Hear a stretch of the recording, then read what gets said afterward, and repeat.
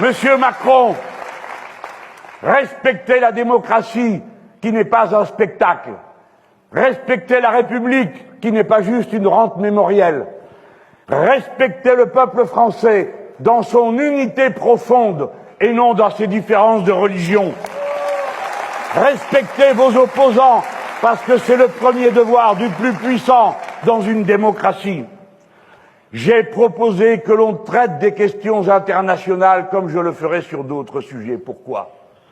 Parce que ce sont les questions dans lesquelles vous êtes embarqués sans le savoir. À qui a-t-on demandé de faire la guerre du Mali? Une fois à l'Assemblée nationale. Et depuis 8 ans, nous y sommes sans en avoir discuté une seule journée, ni voté une seule fois. Cela nous coûte 2 millions d'euros par jour.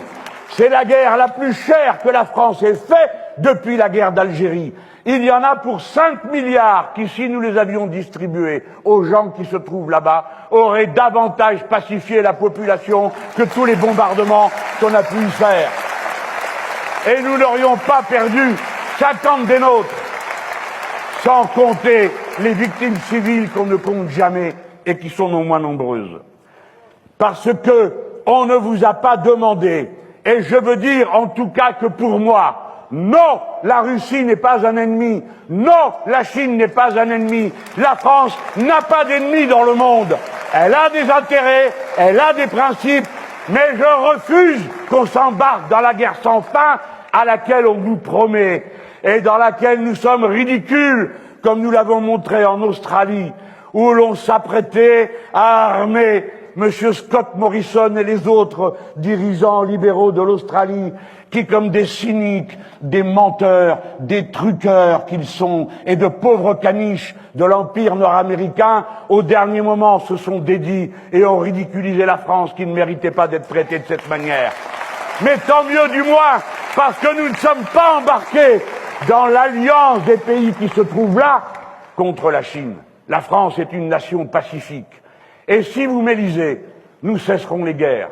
Nous demanderons à quelles conditions le Mali peut à nouveau appartenir aux Maliens.